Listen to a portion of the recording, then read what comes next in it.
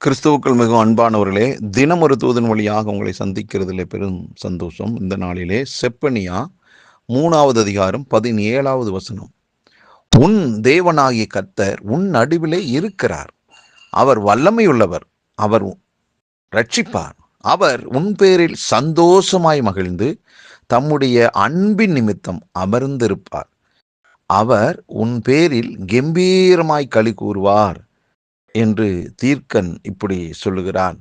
அன்பானவர்களே, இந்த நாளிலே கர்த்தர் எனக்கு உணர்த்துகிற ஒரு நல்ல வார்த்தை என்னன்னா, அவர் வல்லமை உள்ளவர் என்று.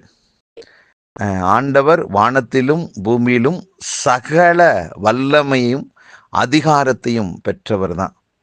வானத்தின் மேலேயும் அவருக்கு அதிகாரம் இருக்கு, பூமியின் மேலேயும் அவருக்கு அதிகாரம் இருக்குது. அப்படிப்பட்ட வல்லமையுள்ளவர் தான் ஆண்டவர். அந்த ஆண்டவர் தான் உங்க நடுவில், நம் நடுவிலே இருக்கிறார். அவர் நம்மை பாதுகாப்பார். நம்ம மேல அவருக்கு சந்தோஷம் தான் இருக்கு. அருமையானவர்களே, அவரின் சந்தோஷம் நம்மளை வாழ வைக்குங்க. அவரின் சந்தோஷம் நாம் இருக்கின்ற நிலையிலிருந்து அடுத்த எல்லைக்கு நிச்சயமாக கொண்டு செல்லுங்க. அவர் நம்ம மேல் வைத்த அந்த அன்பின் சந்தோஷம் நம்மளை அப்படியே யாராலும் அசைக்க முடியாத அளவுக்கு ஒரு உயர்ந்த இடத்துக்கு நம்மை அழைத்து செல்லும் என்பதிலே சந்தேகமே இல்லை. ஆகவே அவர் வல்லமையுள்ள தெய்வமாய் இருக்கிறபடியினால், அன்பாக நம் மேலே இருக்கிறபடியினால், நம் நடுவில் இருக்கிறபடியினால், உங்களுக்கு எதிராக உங்களை பயமுறுத்தி கொண்டிருக்கிற அந்த குறிப்பிட்ட பிரச்சனை, அது வியாதியாக இருக்கலாம், அது பிசாசினுடைய சூழ்ச்சியாக இருக்கலாம், சில மனுஷர்கள் கூட்டமாய் சேர்ந்து உங்களுக்கு எதிராக சதி பண்ணக்கூடியதாக இருக்கலாம். இப்படி எந்த விதத்திலும் உங்களை தொந்தரவுக்குள்ளாக்குற, உங்களை மட்டுப்படுத்த நினைக்கிற, உங்க குடும்பத்தை கேவலப்படுத்த நினைக்கிற, அழிக்க நினைக்கிற அந்த பெரும் கூட்டத்தையும் பாருங்க, அவங்களுக்கு முன்பாக கர்த்தரின் வல்லமையை, உங்க மூலமாக கர்த்தரின் வல்லமை செயல்பட போகிறது, வெளிப்பட போகிறது. அந்த சத்துருக்களின் கூட்டத்துக்கு முன்பாக தேவ வல்லமை புறப்பட்டு போகும்போது ஒரு தீங்கும் அணுகாதபடிக்கு அவரின் வல்லமை உங்களை பாதுகாக்க போகிறதையும் சத்துருக்கள் காண்பார்கள். அன்பானவர்களே, ஒரு நாள் வரும், உனக்கு எதிராக எத்தனையோ சூழ்ச்சிகளை, தந்திரங்களை, என்னென்னமோ செஞ்சு பார்த்தேன், ஆனால் ஒன்றும் பலிக்கல என்று ஒரு காலத்தில் உங்களுக்கு சத்துருவாய் இருந்தவர்கள் நண்பர்களாய் மாறுவார்கள்.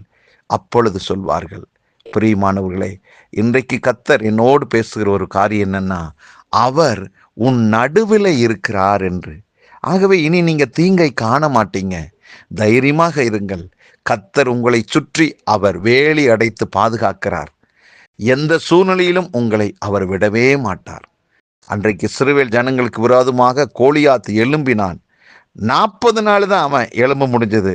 ஆனால் அன்னைக்கு 40வது நாளிலே கர்த்தரின் வல்லமை தாவீதின் மூலமாக, ஒரே ஒரு சின்ன கூழாங்கல்லின் மூலமாக வெளிப்பட்டு தாவீதின் மூலமாக கோலியாத் அழிக்கப்பட்டான். அன்பானவர்களே, உங்களுக்கு எதிரான சத்துருவாகி பிசாசினுடைய எல்லா தந்திரங்கள், சூழ்ச்சிகளும் கர்த்தரின் வார்த்தையால, வல்லமையுள்ள நாமத்தினால அழிக்கப்படும். நீங்கள் வெற்றி அடைவீர்கள். உங்க மேல ஆண்டவர் வச்ச அந்த அன்பு, அந்த சந்தோஷம் இருக்குது, இன்னும் இந்த நாளில் வெளிப்பட போகிறது. நீங்களும் மகிழ்ந்து களி கூற போறீங்க. இந்த நாள் ஒரு சந்தோஷமான நாள். ஜெபிக்கலாமா? நல்ல பிதாவே, ஆண்டவர் இயேசு எங்களுக்குள்ள நடுவில் வாழ்கிறீர். ஆண்டவரே, எங்க பேர்ல சந்தோஷமா இருக்கிறத குறித்து நாங்கள் சந்தோஷப்படுறோம்ப்பா. எங்களுக்கு எதிராக எந்த விதமான சத்துருவின் கூட்டங்கள் வந்தாலும் கர்த்தர் எங்களை ரட்சிப்பதால், பாதுகாப்பதால் நாங்கள் வெற்றி அடைகிறோம். அந்த வெற்றியுள்ள நாளுக்காக நன்றி. இதை கேட்டுக்கொண்டிருக்கிற எல்லாருடைய வாழ்விலும் மகிழ்ந்து களிகூறக்கூடிய, சந்தோஷப்படக்கூடியதான காலங்களும் சூழ்நிலைகளும் வந்ததுக்காக நன்றி. ஒவ்வொருவரின் வாழ்த்துகிறேன், ஆசீர்வதிக்கிறேன். இந்த நாளும் மகிழ்ச்சி நாளாக அமையட்டும். இயேசு கிறிஸ்துவின் நாமத்தில் ஜெபிக்கிற நல்ல பிதாவே, ஆமேன். நன்றி.